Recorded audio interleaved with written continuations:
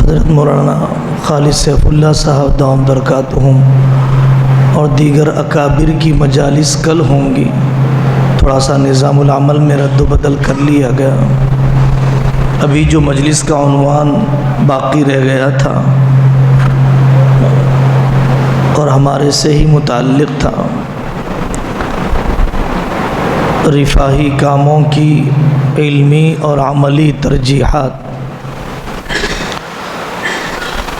رفاہی کام اور امدادی کام ہر طرف علماء، عوام، نوجوان طبقہ یہ سب بہت زیادہ رفاہی کاموں میں دلچسپی لے رہا ہے اور ضرور لی جانی چاہیے۔ حضرت رسول اللہ صلی اللہ علیہ وسلم کو نبوت دیے جانے سے پہلے خدمت کا جذبہ دیا گیا۔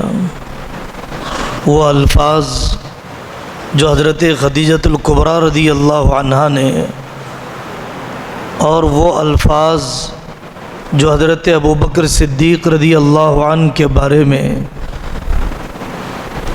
مکہ مکرمہ کے ایک سلجھے ہوئے ہمدرد انسان نے کہا تھا، آپ رشتوں کو جوڑنے والے ہیں، آپ کمزوروں کا بوجھ اٹھانے والے ہیں، آپ حق بجانب بن کر مدد کرنے والے ہیں۔ آخرت کی ضرورت کا بھی دھیان ہونا چاہیے اور دنیا کی ضرورتوں کی تکمیل کا جذبہ بھی ایک عالم دین کے اندر ہونا چاہیے۔ حضرت رسول اللہ صلی اللہ علیہ وسلم کا غم ایک بھوکے شخص کے لیے وہ ایمان والا نہیں ہے جو پیٹ بھر کھائے اور اس کا پڑوسی بھوکا ہو۔ وہ سارے ابواب جو حدیث کی کتابوں میں ہیں، پانی پلانے سے متعلق، ایمان والے کی مدد کرنے سے متعلق، واللہ فی عون العبد ما کان العبد فی عون اخیہ، وہ روایت جس میں یہ ارشاد فرمایا گیا کہ جو پودا یا جو درخت بویا جائے جب تک انسان یا چرند پرند فائدہ اٹھاتے رہیں گے، اس وقت تک اللہ تعالیٰ اس لگانے والے کو ثواب دیتے رہیں گے۔ رفاہی کاموں کو مستقل مزاجی سے کرنا۔ کورونا کے زمانے میں ایک بڑی تعداد رفاہی کاموں کی طرف متوجہ ہوئی، راشن کٹس کے تقسیم کرنے کی طرف، گھروں میں کھانا پہنچانے کی طرف، آکسیجن سلنڈر کے دیے جانے کی طرف، جنازے کے نہلائے جانے کی طرف۔ لیکن وہ رفاہی اور امدادی کام موسمی محدود رہ گئے، حالانکہ کسی بھی قوم کے لیے، کسی بھی ملت کے لیے رفاہی اور امدادی کاموں کا مسلسل جاری رکھنا یہ ہمیشہ ضروری ہوا کرتا ہے۔ مسلمانوں کی تاریخ رفاہی کاموں کے سلسلے میں آپ ڈاکٹر مصطفیٰ السباعی رحمۃ اللہ علیہ کی کتاب روائع الحضارۃ الاسلامیہ اور اسی طریقے سے راغب سرجانی صاحب کی کتاب روائع الاوقاف وغیرہ کے موضوعات پر ہے، جن کتابوں میں لکھا گیا کہ مسلمان دور عروج میں کیسے حیرت انگیز طریقوں سے اپنی ملت کی مدد کیا کرتے تھے۔ لکھا ہوا ہے شام کے علاقے میں ایک وقف تھا کہ جس کی آمدنی اس مد میں خرچ ہوتی تھی کہ غلام کام کرتے کرتے اگر اس سے مٹی کا برتن ٹوٹ جائے، مالک کی سرزنش کا اندیشہ ہو، تو اس وقف کی آمدنی اس غلام کو نئی مٹی کی پیالی دینے پر خرچ کی جاتی تھی، تاکہ اس غلام کو مالک کی سرزنش اور جسمانی تعذیب سے بچایا جا سکے۔ شام کے علاقے میں ایک وقف ایسا تھا کہ جس میں جتنی بیوائیں طلاق اور خلا کے مقدمے کی کارروائی میں ہیں، ان زیر دورہ مقدمات سے متاثر عورتوں کا گزارا کیسے ہوگا؟ ایسی عورتیں کہیں غلط رخ پر نہ پڑ جائیں اور ان کا بے آسرا ہونا کسی میلی نگاہ کے اٹھنے کا ذریعہ نہ بن جائے۔ اس لیے مسلمانوں نے ایسی اوقاف، ایسی چیزوں کو وقف کیا ان عورتوں پر کہ جن کے طلاق یا خلا کی کارروائی چل رہی ہے۔ حیرانی ہوتی ہے مصر کی تاریخ کے ان واقعات کو پڑھ کر، ایسے ہاسپٹلز، ایسے دواخانے اسلامی طب کی تاریخ کی کتابوں میں لکھے ہوئے ہیں کہ سرکاری دواخانے، سرکاری فنڈ کا استعمال، مریضوں سے ہمدردی اتنی ہوا کرتی تھی کہ دواخانے میں دیے جانے والے کھانے، دواخانے میں دیے جانے والے جوس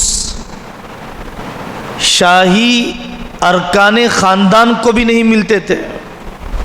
چنانچہ ایک وزیر کا واقعہ لکھا ہوا ہے کہ وزیر نے دیکھا کہ دواخانے میں اتنے اچھے تازہ جوس اور مقوی غذائیں ملتی ہیں، تو وہ جھوٹ موٹ طریقے سے بیماری بتا کر ایڈمٹ ہو گیا۔ 3 دن تک اچھے کھانے کھاتا رہا اور ڈاکٹر صاحب بھی رسمی کارروائی کرتے رہے۔ تیسرے دن ڈاکٹر صاحب نے پرچی پر لکھا، مہمان نوازی 3 دن ہوتی ہے، اب آج چلے جائیے۔ سرکاری امداد کا علاج اور معالجے میں دیانتداری کے ساتھ استعمال کرنا۔ ایک ڈاکٹر ایک ہاسپٹل میں امانت داری کے ساتھ سرکاری دوائیں، سرکاری ٹیسٹ اور سرکاری علاج کے آلات کو صحیح استعمال کرے، ہزاروں انسانوں کا فائدہ ہو سکتا ہے۔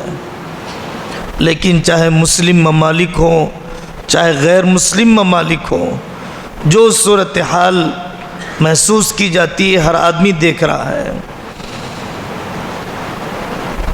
مصر میں 55 دن رہنا ہوا اور اس کے 16 صوبہ جات میں حاضری کا موقع ملا۔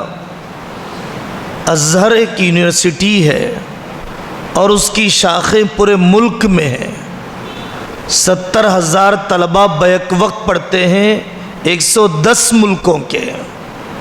ہم نے اپنی آنکھوں سے دیکھا ازہر کے اوقاف پورے مصر میں اتنے زیادہ ہیں کہ ازہر کو 1 روپیے سرکاری چندے کی ضرورت نہیں ہے۔ مسلمانوں نے اپنی قیمتی جائیدادیں،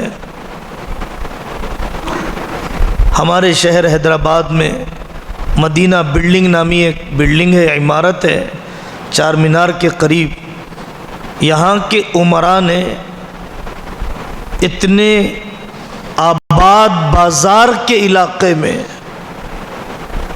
اتنی پرشکوہ قسم کی عمارت کو وقف کیا مسجد نبوی کے خدام کی خدمت کے لیے۔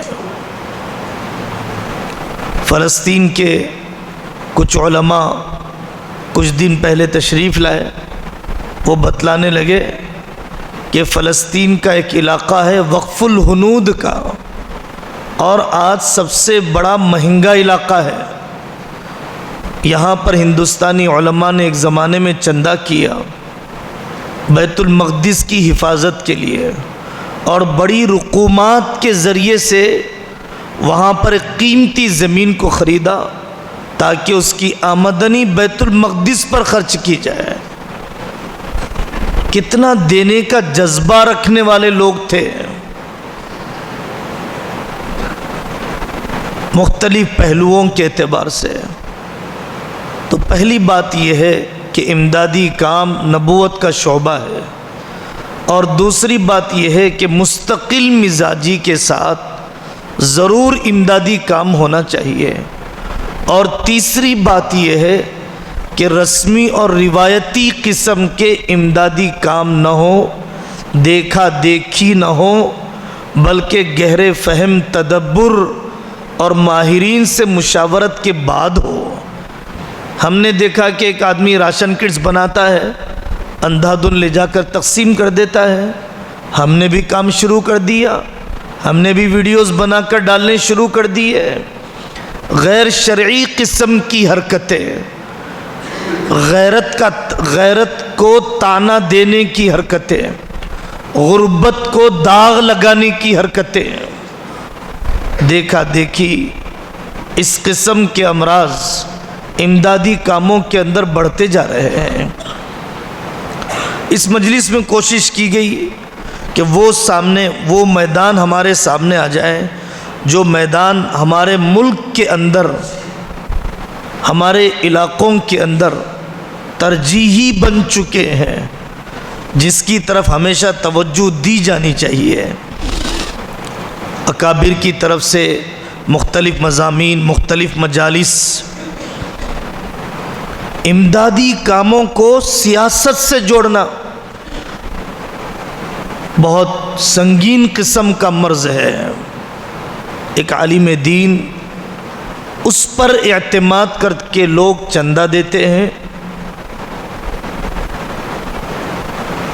کمزور طبقات میں بیگ تقسیم کرنے کے لیے، سامان تعلیم تقسیم کرنے کے لیے کچھ فنڈ اکٹھا کیا جاتا ہے، اور ہم کسی خاص پارٹی کے لیڈر کو بلاتے ہیں۔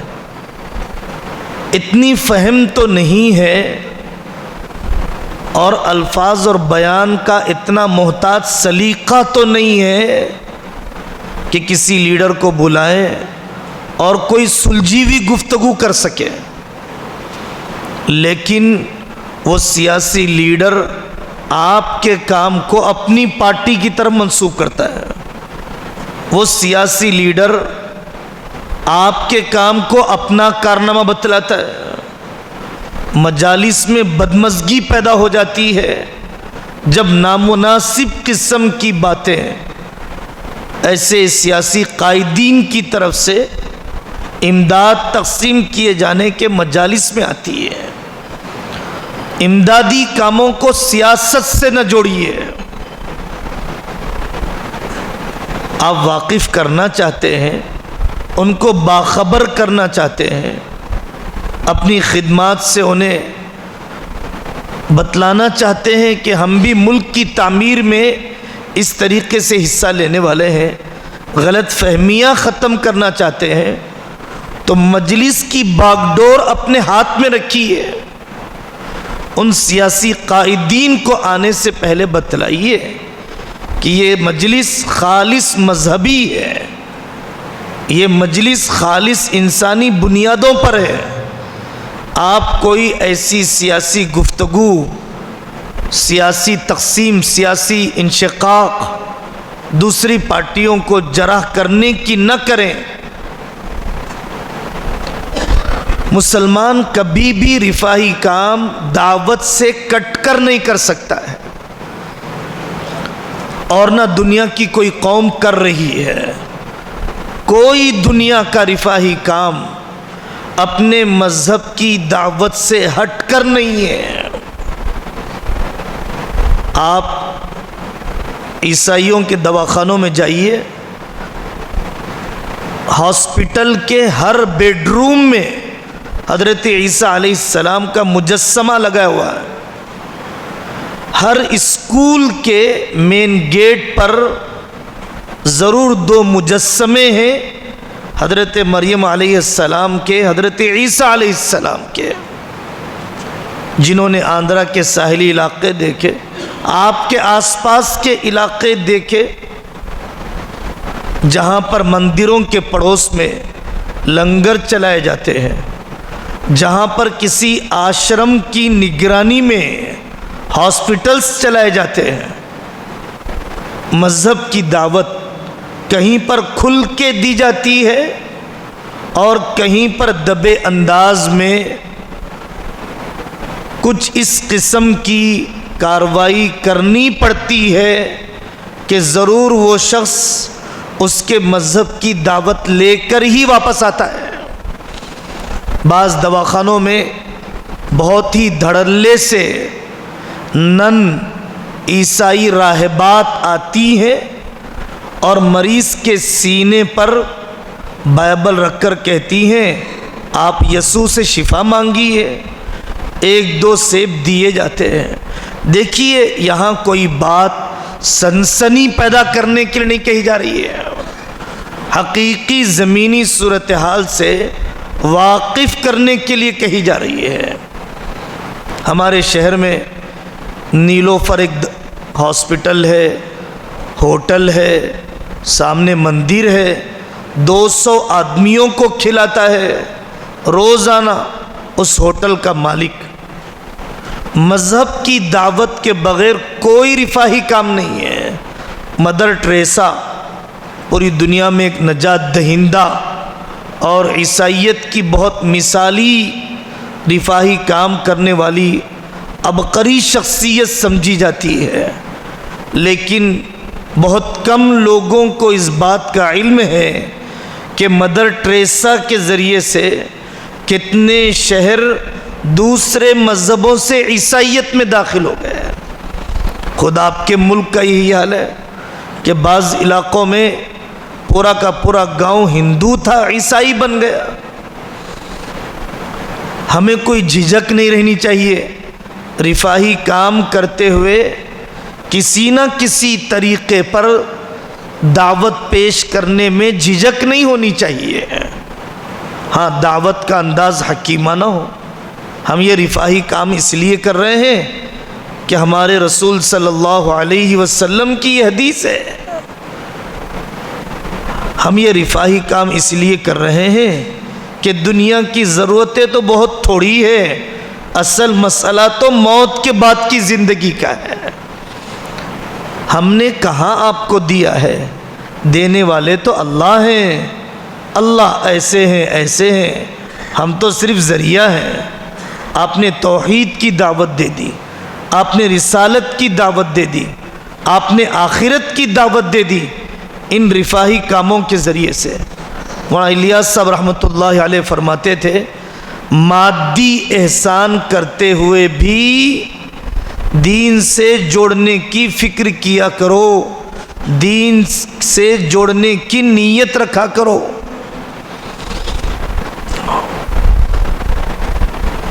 صرف چندہ کرنے آ جانے کو کسی تنظیم کے صدر بننے کا قابل نہیں سمجھنا چاہیے، صرف مالداروں سے تعلق مل جانے کو کسی تنظیم کے بانی بننے کے لیے کافی نہیں سمجھنا چاہیے۔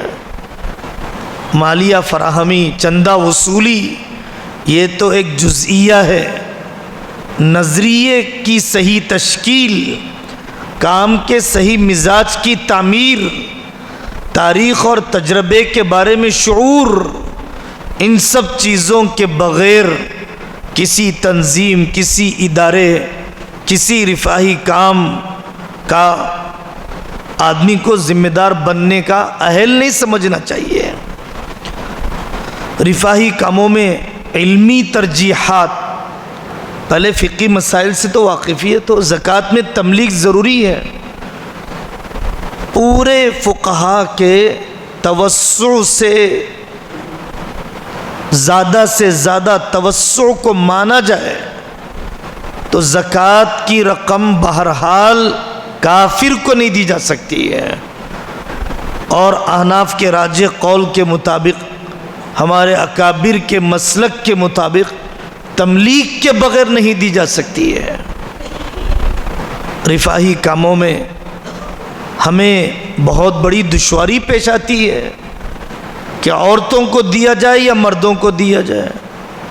عورتوں کے پاس عام طور پر تھوڑا سونا تھوڑی چاندی صاحب نصاب ہوتے ہی ہیں، مردوں کو دیا جائے۔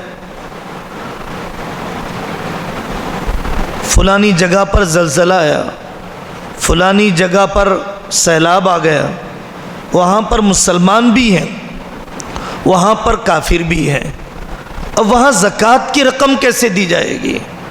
کافر کو تو قطار میں سے الگ نہیں کیا جا سکتا کہ ہم مسلمانوں کو دیں گے کافر کو نہیں دیں گے۔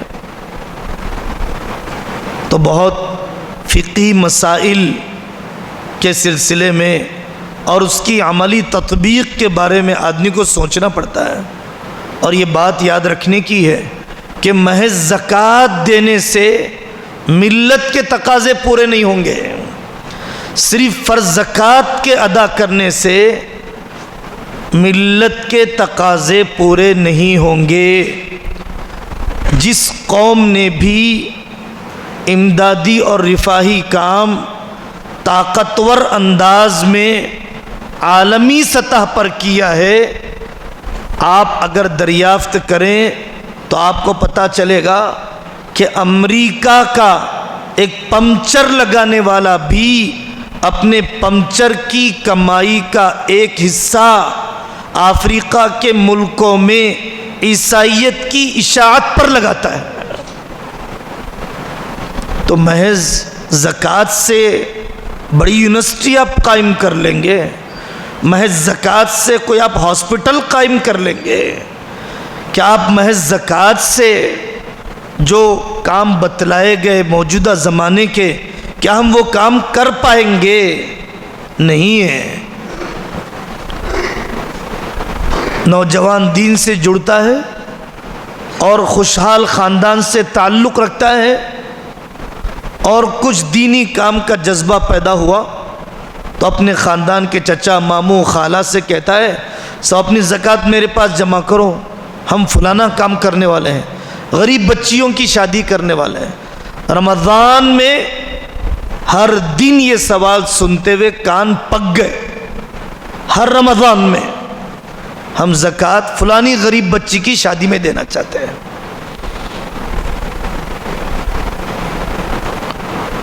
ہمارے صوبے کے اندر حکومت 1.25 لاکھ دیتی ہے، بچی کے اکاؤنٹ میں ڈالتی ہے، اور آپ 50-60 ہزار اور دے دیں گے تو 200 مہمان کے بجائے 400 مہمانوں کو بلایا جائے گا، ایک میٹھے کے بجائے 2 میٹھے رکھے جائیں گے، بینڈ باجا سستے کے بجائے مہنگا رکھا جائے گا، فنکشن ہال چھوٹے کے بجائے بڑا رکھا جائے گا۔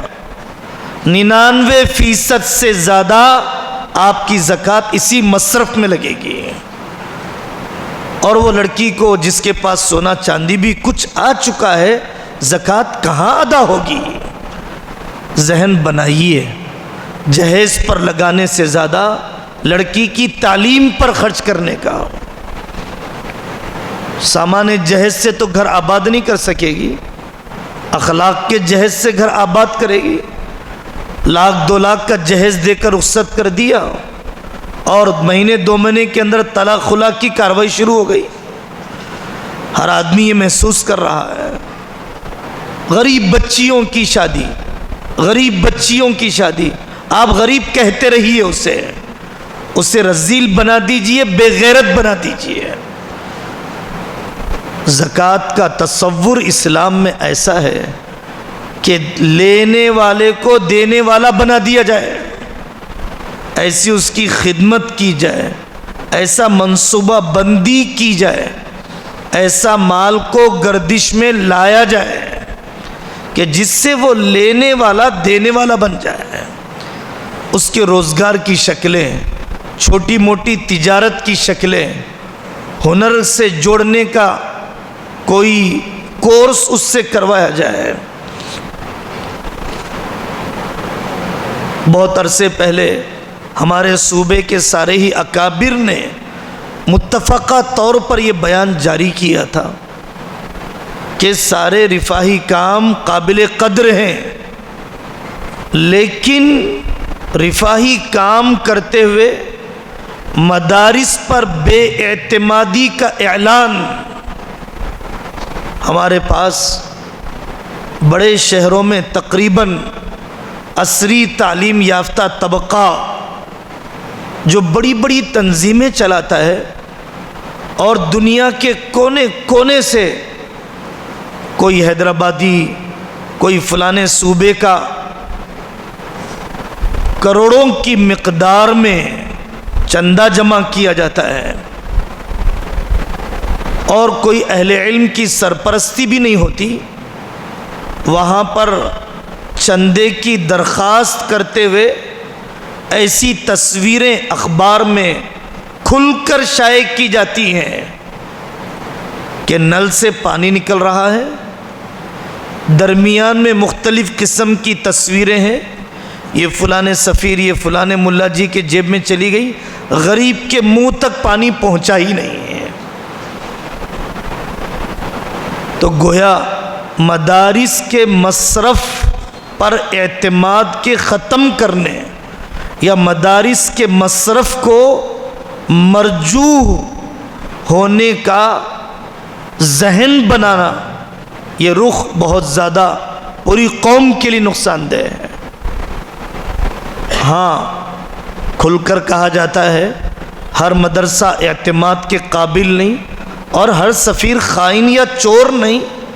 آپ کی ذمہ داری ہے دریافتی کیجئے، آپ کی ذمہ داری ہے آپ تحقیق حال کیجئے، اس کے بعد چندہ دیجئے۔ لیکن چند ڈکیٹوں کی وجہ سے یا چند کمیشن پر چندہ کرنے والوں کی وجہ سے پورے اداروں پر سے اعتماد کا اٹھا دینا، حکومت کی طرف سے اصل تو یہ موضوع مستقل مجلس چاہتا ہے، حکومت کی طرف سے ساری تنظیموں پر تقریباً مراکز تبلیغ پر، مدارس پر، ساری تنظیموں پر قافیہ تنگ کیا گیا کہ آپ اپنا آئی ٹی سبمٹ کر کے بتائیے، آپ اپنے 16 سال کے اکاؤنٹس بتائیے۔ اللہ تعالیٰ نے اس میدان میں بھی ہماری اضطراری تربیت کا انتظام کیا۔ اختیاری طور پر حضرت مولانا عبدالقوی صاحب ہمارے صوبے کے رابطہ مدارس عربیہ کے صدر ہیں، جو دارالعلوم دیوبند کے تحت چلتا ہے۔ انہوں نے مجھ سے کہا کہ ہم اہل مدارس سے ہمیشہ کہتے ہیں بھائی فلانے طریقے سے آپ آڈٹ کر لیجئے، ٹرسٹ کے ڈاکومنٹس، سوسائٹی کے ڈاکومنٹس، ریلیجیس ٹرسٹ اور چیریٹی ٹرسٹ کے آپ اپنے اکاؤنٹ درست کیجئے، ہم آپ کی مفت خدمت کرنے کے لیے تیار ہیں۔ لیکن ارباب مدارس ہیں کہ توجہ دینے کے لیے تیار نہیں ہیں۔ کیش لیس سسٹم اور نقدی کی کمی، حکومت کی ہر شخص کے جیب پر کڑی نگرانی کے نتیجے میں آدمی بہت آسانی سے حکومت کی آنکھوں اور ہاتھوں سے اپنے آپ کو نہیں بچا سکتا ہے۔ سیکھنا چاہیے اہل مدارس کو۔ ہمارے پاس صوبے میں کئی جگہوں پر تربیتی اجتماعات رکھے گئے، ہر صوبے میں ہر ضلع میں رکھنے کی ضرورت ہے۔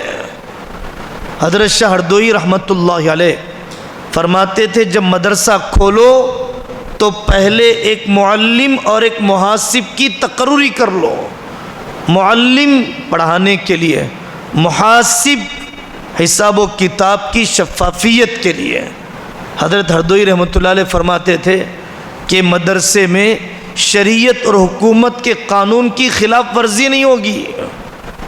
چنانچہ واقعہ پیش آیا، حکومت کے کارندے یو پی میں ضلع ہردوئی سے اشرف المدارس بھی پہنچے، ہردوئی مدرسے میں بھی پہنچے، جس انداز کے اکاؤنٹس دیکھے بہت زیادہ حیرانی کا اظہار کیا کہ کیا اس گہرائی کے ساتھ بھی مینٹین کیا جا سکتا ہے کیا؟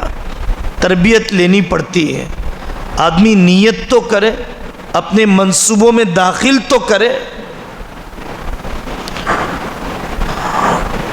تو رفاہی کاموں میں مدارس کے مصرف پر بے اعتمادی کا طریقہ ہرگز یہ قابل قبول نہیں ہے۔ اور پھر فضائل صدقات میں حضرت شیخ الحدیث رحمۃ اللہ علیہ نے اس روایت کو نقل کیا جس میں 3 دن تک ایک سخی اندھیرے میں چندہ دینے کے لیے گیا، کسی دن فاحشہ عورت، کسی دن مالدار بخیل اور کسی دن چور کے ہاتھ میں چندہ دے کر آ گیا۔ افسوس کرنے لگا۔ دوسرے دن بستی میں چرچے ہونے لگے۔ اس نے خواب میں دیکھا، حدیث کہتی ہے اس نے خواب میں دیکھا، کہنے والا کہتا ہے کہ ہم نے تیرے اخلاص کی بدولت جن کو تم نے مال دیا ہے ان کو اپنے گناہوں سے توبہ کی توفیق دے دی ہے۔ بدکار خاتون کو بدکاری سے اور چور کو چوری سے، مالدار بخیل کو بخل سے توبہ کی توفیق دے دی۔ اگر آپ نے تحری اور دریافتی کا حق ادا کر دیا اور پھر بھی نامناسب مصرف میں آپ کا مال پہنچ گیا تو یہ حدیث صاف بتلاتی ہے کہ وہ اپنے اخلاص کا اثر دکھلائے بغیر نہیں رہے گی۔ معاونوں کا ذہن بنایا جانا چاہیے۔ کروڑوں دیتے ہیں، کوڑیوں کا ثواب نہیں ملتا ہے۔ ان کی صحیح ذہن سازی جہاں پر دینے والا یہ سمجھتا ہو مجھ سے مدرسے چلتے ہیں، رب کعبہ کی قسم اس سے تو بند ہوتے ہیں۔ حضرت مولانا قاسم صاحب نانوتوی رحمۃ اللہ علیہ کہ اصول ہشتگانہ میں عجیب جملہ ہے، اس کے مال کو قبول کرو جس کو اپنے چندے سے کوئی امید نہ ہو۔ میرے مال سے کیا ہوگا؟ آپ تو بہت بڑا کام کر رہے ہیں، میں تو بہت تھوڑا دے رہا ہوں۔ حضرت تھانوی رحمۃ اللہ علیہ کے اصول اس سلسلے میں دیکھے جانے چاہیے، پڑھے جانے چاہیے۔ مفتی زید صاحب مظاہری دامت برکاتہم نے اس سلسلے میں کافی مواد، کافی رسائل جمع کیے ہیں۔ ایک مسئلہ مستقل رفاہی کاموں میں ہر سال زکوٰۃ کے مسائل بتانے میں آتا ہی ہے، سید کو زکوٰۃ دیے جانے کا۔ سیدوں کے ساتھ، اہل بیت کے ساتھ واقعی بہت زیادہ حق تلفی ہم خاندانی مسلمانوں سے ہوتی ہے۔ نہ سید کی لڑکی سے نکاح کیا جاتا ہے سید کہہ کر، نہ اس کو زکوٰۃ یا کوئی ہدیہ صدقہ نافلہ دیا جاتا ہے اسے سید کہہ کر۔ فقہ اکیڈمی نے اپنے اجتماعی فیصلے میں لکھا ہے کہ اگر آدمی صدقہ نافلہ بھی نہ دے، ہدیے سے بھی خدمت نہ کرے اور وہ تنگی کے اندر گزر بسر کر رہے ہوں تو بدرجہ مجبوری احناف کے قول کے مطابق زکوٰۃ تو کم سے کم دے دینا چاہیے، ان کا بے آسرا بن جانا۔ اللہ جزائے خیر دے۔ میں ایک تنظیم کو جانتا ہوں جو تنظیم قائم ہی ہوئی ہے خدمت سادات کے لیے، یہ بھی ایک رفاہی کام ہے۔ واقعی یہ بلا شرکت غیر کام کیا جا سکتا ہے، جو بہت ہی غیرت اور خودداری کا لحاظ کرتے ہوئے سادات صفات لوگوں کی خدمت کرنے کے بہت ہی مناسب انداز کو اپناتے ہیں۔ وہ واقعات ہیں دسیوں حضرت رسول اللہ صلی اللہ علیہ وسلم کی بشارتوں کے کہ جس میں کسی سید کی خدمت کی گئی اور حضرت آقا صلی اللہ علیہ وسلم نے اس کے پورے خاندان کو خواب میں کلمہ پڑھا دیا۔ ابن جوزی رحمۃ اللہ علیہ نے ایسے واقعات کو صلۃ الرحم کے اندر نقل کیا ہے۔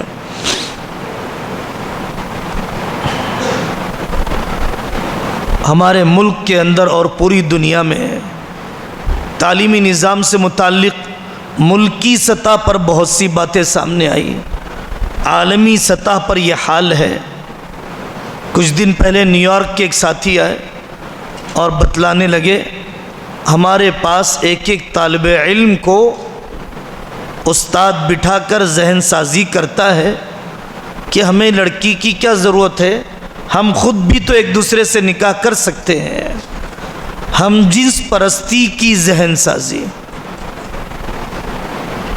یہ بھی ایک حد تک ٹھیک تھا، فطرت سے مسخ کا ایک مرحلہ، فطرت سے بغاوت کا ایک مرحلہ۔ ہم اپنے ہی صوبے کے اندر ایک ضلع میں گئے، شہر حیدرآباد کے کالج کے ایک ساتھی نے بتلایا کہ وہاں پر لڑکی لڑکا بن چکی ہے اور لڑکا لڑکی بن چکا ہے۔ انجینئرنگ کے پہلے سال وہ لڑکا تھا، چوتھے سال لڑکی بن گیا۔ تبدیلی جنس، ٹرانسجنڈر کا تصور پڑوسی ملک کے اندر قانون بنتا ہے۔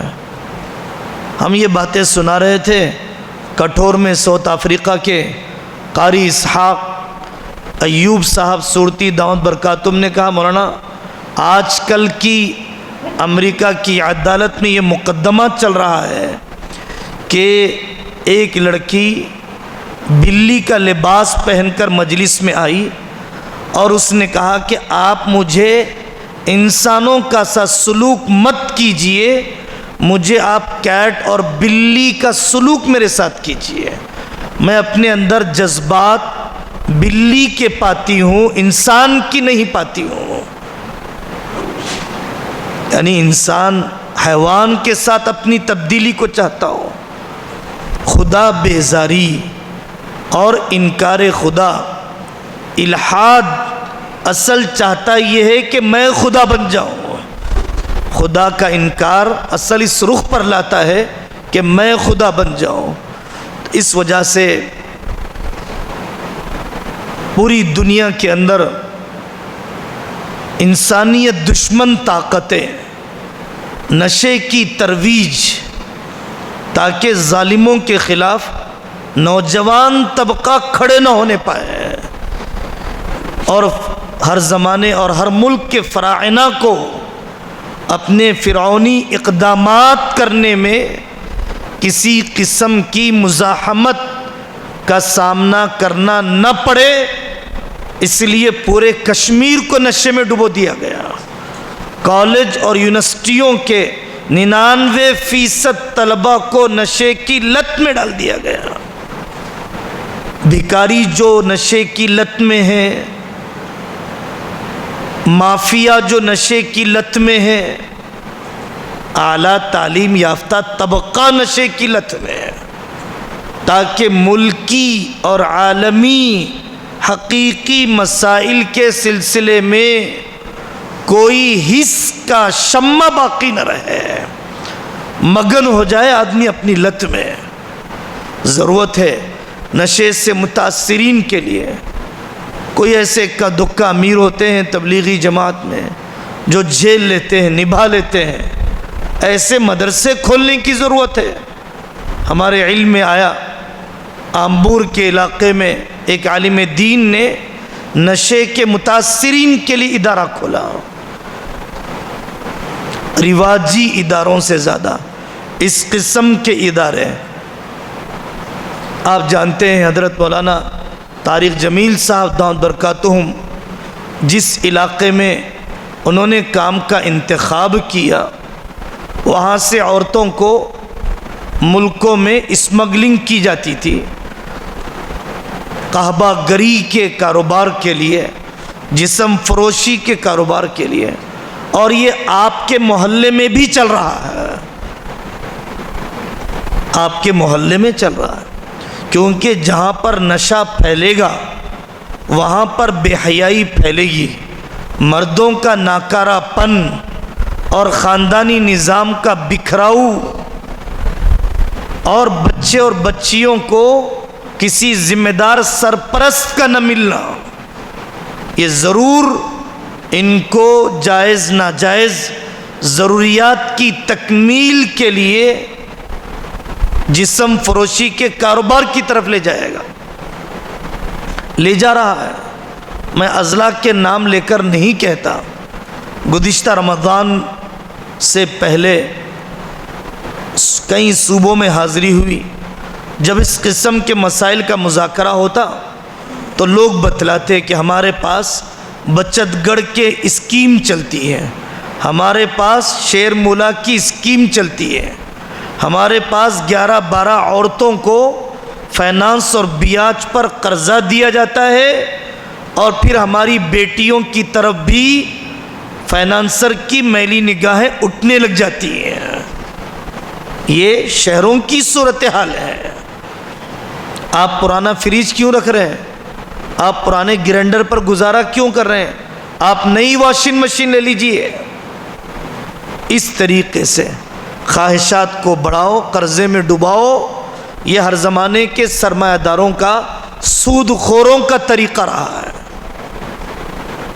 مولانا اسماعیل صاحب، سید اسماعیل شہید رحمت اللہ علیہ، موتی نام کی خاتون بہت ہی مشہور فاحشہ جامع مسجد کے پاس رہتی تھی، جو مستحکم طبیعتیں ہیں، شادی شدہ علماء ہیں، اپنی طبیعت پر اطمینان ہے، اپنے بڑوں کی مشاورت سے ایسی خواتین کی اصلاح حضرت نے، مولانا طارق جمیل صاحب نے ایک ایک اس فاحشہ خاتون کا باعزت طریقے سے ایسے مردوں سے نکاح کیا جن سے عہد لیا گیا کہ میری بیٹی کو پچھلی زندگی کا تانا کبھی نہ دینا۔ کام ہے محض اسٹیجی تقریریں، سوشل میڈیا اور بہت مہنگے قسم کا اسٹوڈیو، یہ کسی کی کامیابی کا راز نہیں ہے۔ حقیقی عناصر اور حقیقی اسباب آسمان اور زمین پر مقبولیت اور محبوبیت کے کچھ اور ہوا کرتے ہیں۔ بیت المعمرین اولڈ ایج ہوم کا قیام بڑے شہروں میں بطور خاص، چونکہ باہر ملک جانے کا رواج ہے، کوئی آسٹریلیا، کوئی امریکہ، کوئی قطر، کوئی دبئی، اب یہاں بوڑھا بوڑھی تنہا رہتے ہیں، ان کا دل نہیں لگتا جب یورپ کے ملکوں میں جاتے ہیں، اور ان کی بیویاں یہ ساس سسرے کو نبھا نہیں سکتی، اور یہ بوڑھے پوترے نواسوں کے چیخ و پکار کو جھیل نہیں سکتے ہیں۔ خاندانی نظام کا بکھراؤ اس درجے بڑھ چکا ہے کہ اگر ہم نے اپنے بوڑھوں کے لیے، بوڑھیوں کے لیے اولڈ ایج ہوم نہیں کھولے، بیت المعمرین، بیت المسنین اگر ہم نے نہیں کھولے، تو ہمارے بوڑھے دادا اور دادیاں، نانا اور نانیاں عیسائیوں کے اولڈ ایج ہوم میں اور غیر مسلموں کے اولڈ ایج ہوم میں یوگا اور سورج کی پوجا کرتے ہوئے مر جائیں گے، اور ان سے یہ سب کروایا جاتا ہے۔ بہت زیادہ ضرورت ہے۔ حضرت مولانا خالد سیف اللہ صاحب دامت برکاتہم کا تفصیلی مضمون نقل کیا گیا، قیدیوں کی اصلاح اور ان کی رہائی کی فکر جب اپنے پر بیتتی ہے تو لوگ توجہ دیتے ہیں کہ واقعی قیدیوں کی رہائی ہونی چاہیے، واقعی اس مد میں خرچ ہونا چاہیے، ورنہ تو ایکڑوں کی زمین خریدنے کا غم ہے۔ زکوٰۃ نظم اجتماعی کو چاہتا ہے، اور زکوٰۃ پورے مصارف کے تقاضوں کی تکمیل کو چاہتا ہے۔ یہ بھی غلط رجحان ہے کہ میں صرف اپنے مدرسے اور اپنے امدادی کام پر توجہ کو مرکوز کروں، مالیے کو جھونک دوں، دیگر مصارف زکوٰۃ کو نظر انداز کرتے ہوئے۔ اسلامی حکومت میں ایسا نہیں کیا جا سکتا، اس لیے ضرورت ہے عملی ترجیحات میں کہ ارتداد زدہ علاقوں میں جائیں۔ آپ قربانی دے رہے ہیں، آندھرا کے دیہاتوں میں جائیں، آپ قربانی دے رہے ہیں، افریقہ کے جنگلوں میں دیں، آپ قربانی دے رہے ہیں، آپ افطار پارٹی کرنا چاہتے ہیں، ارتداد زدہ علاقوں میں افطار پارٹی کروائیے، ختنہ کیمپ لگوائیے، آندھرا کے پسماندہ علاقوں میں، اڑیسہ، بہار، نیپال کے سرحدی علاقوں میں، ختنہ کم سے کم شعائر اسلام کا اظہار اور کم سے کم اس کے ذریعے سے اپنے مسلمان رہنے کا احساس. افطار کی دعوت چاہے روزانہ رکھیں, ہم اپنی طرف سے ان کے افطار کا نظام بنائیں تاکہ رمضان کا آنا اور جانا اپنی قربانی وہاں تک پہنچانے. آپ نے لڑکیوں کے ارتداد کے واقعات کو سنا, اور بعض تنظیمیں خاموشی سے کام کر بھی رہی ہیں اور کرنا چاہیے. اپنے ضلع اپنے علاقے کا بوجھ کم سے کم اٹھانا چاہیے. محسوس کیا گیا بہت ہی نمایاں طور پر, یہاں پر بعض شہر کے نامور ڈاکٹر حضرات بھی بیٹھے ہوئے ہیں, انہیں اس کا احساس ہم سے زیادہ ہے کہ جب غیر مسلموں نے کووڈ سے متاثر مسلمان مریضوں کو قبول نہیں کیا, اپنے ہاسپٹلس نہ ہونے کی وجہ سے کتنے در در کی ٹھوکریں کھائی ہے, اپنی ماں کو تڑپتا ہوا دیکھ کر بھی, اپنے بھائی کو بے قرار ہوتا ہوا دیکھ کر بھی. آپ تجارت کے سارے میدانوں میں کیوں نہیں جاتے؟ آپ صرف ریئل اسٹیٹ میں کیوں جاتے ہیں؟ آپ صرف چائے کی دکان کیوں کھولتے ہیں؟ آپ کو صرف کرانہ دکان کا خیال کیوں آتا ہے؟ آپ کو ہاسپٹل کا خیال کیوں نہیں آتا؟ جیسے بڑے بڑے ریڈیز اور بڑے بڑے بنیے ایسے ہاسپٹلز کھول سکتے ہیں, ہمارے تاجر کیوں نہیں فنکشن ہال کھول سکتے ہیں, زچگی خانہ نہیں کھول سکتے؟ جس عورت کو میرے بھائی نے آج تک نہیں دیکھا اور وہاں ڈیلیوری لیبر روم کے زچگی خانے کا نامحرم جوان مرد میری بیوی کی عورت مغلظہ کو دیکھے, 5 بچے پیدا کر دیے, 10 بچے پیدا کر دیے, کبھی غیرت نے چوٹ نہیں لگائی کہ میرا اپنا زچگی خانہ بھی تو ہونا چاہیے. میرے خاندان کی کتنی عورتوں کی بے ستری ہوتی رہے گی. یہ کام ہے, اس کی طرف توجہ دی جائے. اس اجلاس کی آخری رات ہے, بہت ہی دلی طور پر آپ سے درخواست ہے, ضروریات سے فارغ ہونے کے بعد جلدی سو کر جلدی اٹھنے کی فکر اور اللہ سے کوئی فیصلہ کروا کر جانے کی فکر. میں کوئی رسمی حاضری اور خانہ پوری کی حاضری نہیں, بلکہ اتنے صاحب دل اہل علم کے مذاکروں کے بعد اتنا تو جذبہ بن جانا چاہیے میرا کہ اے اللہ میں تو بہت کمزور ہوں, آپ مجھے حوصلہ دے دیجئے, آپ چلا دیجئے. اب تو کم سے کم یہ عزم کر لینا چاہیے کہ بے لگام ہونے کی وجہ سے زندگی کا کوئی عمل نہیں ہو سکا. استقامت سے اب تو کم سے کم کسی کی انگلی پکڑ لیتا ہوں تاکہ مزید زندگی کی گلیوں میں بھٹکنے بہکنے میں میری عمر ضائع نہ ہو جائے.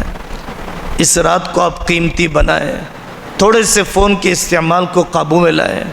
اللہ تبارک و تعالی یہاں ہم سب کی حاضری کو قبول فرمائے اور پوری زندگی کے لیے یہاں کی حاضری انقلابی بنا دے اور وہ کام لے لے جو ان کے یہاں پسند ہے اور ایسا بنا دیں کہ ان کو پسند آ جائے. وآخر دعوانا ان الحمدللہ رب العالمین. دا میسج میڈیا چینل, اس چینل پر آپ کو مختلف علماء کرام کے لائیو بیانات, نعتیں, مشاعرے دیکھنے کو ملیں گے. اس چینل پر آپ کو مختلف علماء کرام کے اہم اور قیمتی بیانات دیکھنے کو ملیں گے. اس چینل پر آپ کو بہت سارے اہم اور قیمتی بیانات کی شارٹ کلپ دیکھنے کو ملے گی. اس چینل پر آپ کو روزانہ نئے عنوان پر 1 منٹ کی شارٹ کلپ دیکھنے کو ملے گی. ابھی تک اس چینل سے لاکھوں لوگوں نے دینی بیانات دیکھے اور دیکھ رہے ہیں. اگر آپ ابھی تک چینل سے نہیں جڑے ہیں تو ابھی دا میسج میڈیا کے تمام سوشل چینلوں سے جڑے, جیسے جوش, موج, انسٹاگرام, فیس بک, یوٹیوب. دین کی اہم, قیمتی اور مستند معلومات کے لیے آج ہی دا میسج میڈیا سے جڑے. اگر آپ اپنے کسی جلسے یا اجتماع کی معیاری ریکارڈنگ کرانا چاہتے ہیں تو آج ہی ہم سے رابطہ کریں. 8309475649